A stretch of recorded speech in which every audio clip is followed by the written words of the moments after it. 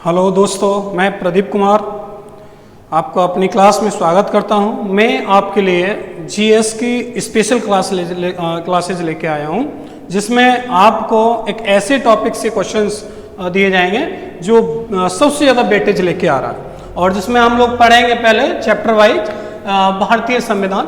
और संविधान का सबसे पहला भाग जो कि ये कहता है कि संघ और उसका राज्य क्षेत्र, यानी इसका कहने का मीन्स रहा है कि the union and it's territory, the union and it's territory. इसका मतलब ये है कि कहीं ना कहीं हमारे भारत के संविधान के भाग फर्स्ट में ये रखा गया है कि हमारे राज्यों की और संघ क्षेत्रों की सीमाओं का निर्धारण किया जाए। दूसरी बात हम समझेंगे कि इसमें 4 अनुच्छेदों में चर्चाएं की गई है। दिस इज कॉल्ड आर्टिकल्स 1 से लेकर 4 तक। इसमें देखेंगे कि अनुच्छेद 1 जो हमारा कहता है, ये कहता है कि भारत राज्यों का संघ होगा, भारत राज्यों का संघ होगा। इट मीन्स कहा गया है कि यूनियन ऑफ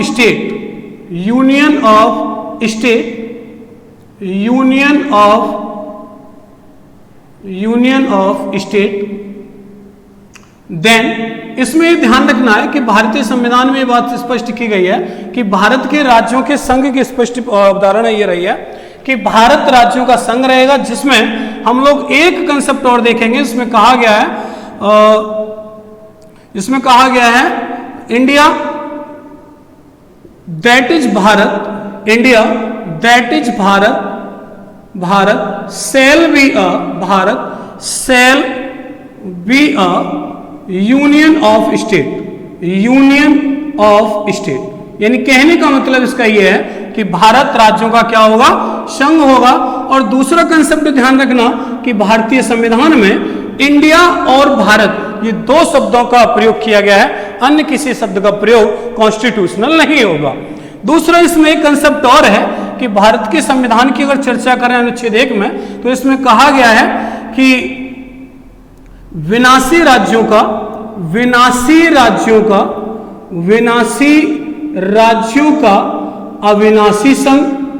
अविनाशी संघ।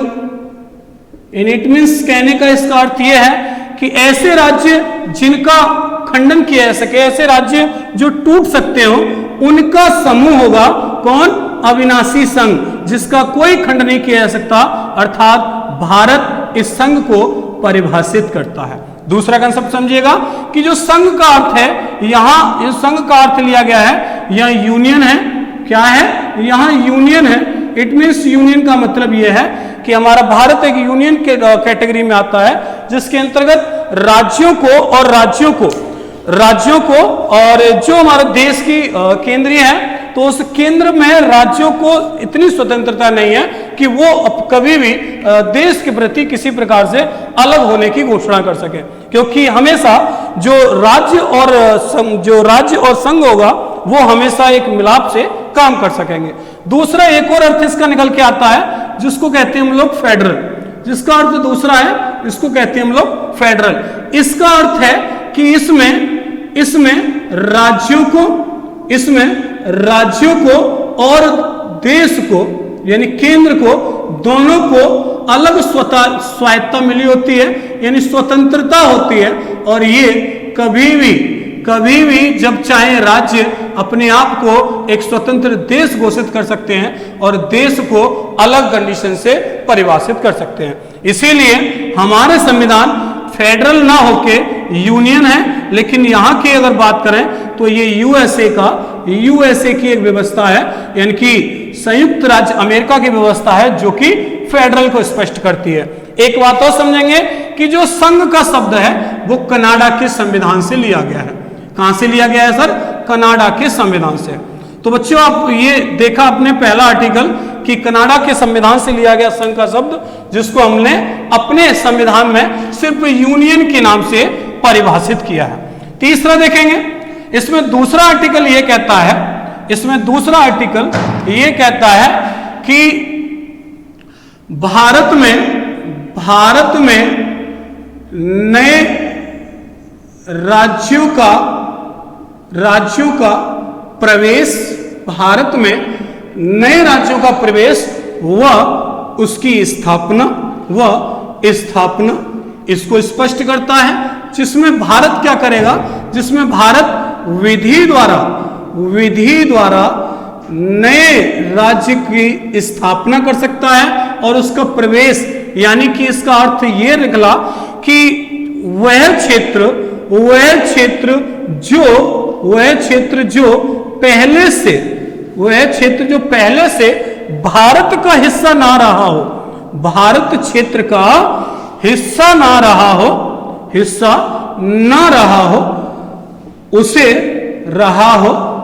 उसे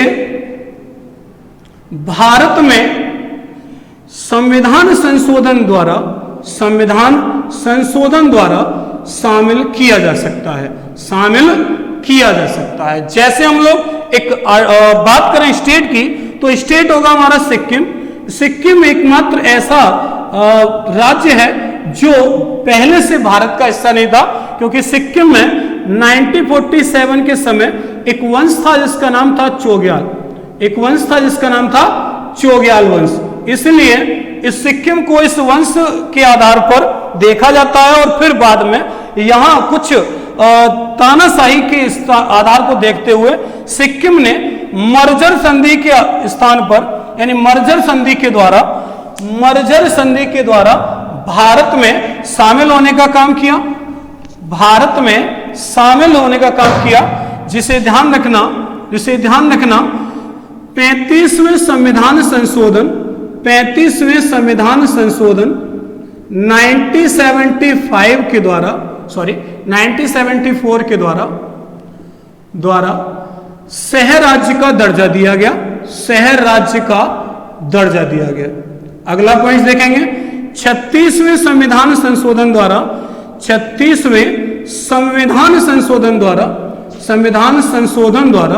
ध्यान रखेंगे, इसे पूर्ण राज्य का दर्जा दिया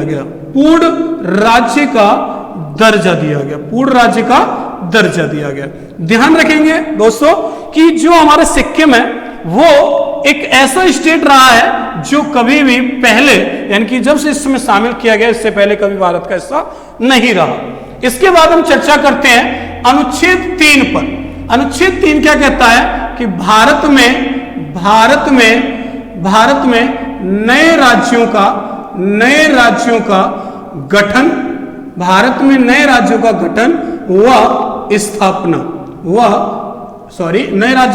व निर्माण का प्रावधान किया गया है। यानी इसका कहने का मीन्स ये है कि वो क्षेत्र जो भारत के हैं तो राज्यों में से राज्य बनाए जा सकते हैं, ऐसा प्रावधान हमारे अनुच्छेद 3 के तहत किया गया है। जिसमें हम जिसमें हम स्टेट की बात करें तो कुछ स्टेट में आपको बता देता हूं। जैसे हम स्टेट की चर्चा करेंगे तो जो उत्तर प्रदेश है, जो हमारा उत्तर प्रदेश में से उत्तराखंड को अलग किया गया। लेकिन ध्यान रखना 2000 में जब ये अलग किया गया तो इसका नाम उत्तरांचल था। क्या नाम था? उत्तरांचल था। और 2006 में इसको उत्तराखंड कर दिया गया। 2006 में इसको उत्तराखंड कर दिया गया। ये भी बातें हमारे आर्टिकल 3 के तहत आती है, जिसमें कहा जाता है कि सीमाओं का नाम परिवर्तन किए जाने का काम भी अनुच्छेद 3 के तहत किया जाएगा। इसके बाद एक और देखेंगे हम, तो मध्य प्रदेश से छत्तीसगढ़ राज्य बना और एक बिहार से झारखंड बना। दोस्तों मेरी बात को समझिएगा कि ये हम लोग चर्चा कर रहे हैं, लेकिन इसकी चर्चा हम लोग और आगे तब करेंगे कि जब मैं आपको भाषाई आधार पर राज्यों के निर्माण की बात बताऊंगा और राज्यों के निर्माण में एक ऐसे कंसेप्ट बताऊंगा कि जो हमारे भारत में नए राज्य बने हैं उससे पहले उनकी व्यवस्था किस प्रकार से थी। अगला अनुच्छेद देखेंगे हम लोग। अगले अनुच्छेद में चर्चा की जाती है कि अनुच्छेद 2 और 3 में कोई संशोधन किया जाता है, कोई संविधान संशोधन किया जाता है तो अनुसूची 1 और 4 अनुसूची 1 और 4 परिवर्तित होगी। अनुसूची 1 और 4 परिवर्तित होगी।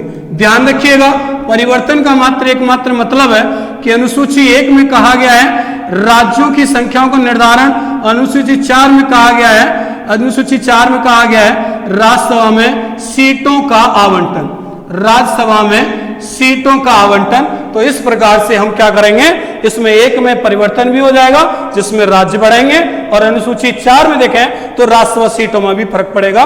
इसलिए हम आपको बता रहे हैं कि अनुच्छेद जो 4 है वो क्या कहता है कि अनुच्छेद जो 2 और 3 है वो संविधान संशोधन के तहत नहीं आएंगे। जय हिंद दोस्तों, मैं आपको फिर नई क्लास में भाषाई आधार पर राज्यों के गठन की चर्चा फिर करेंगे। जय हिंद।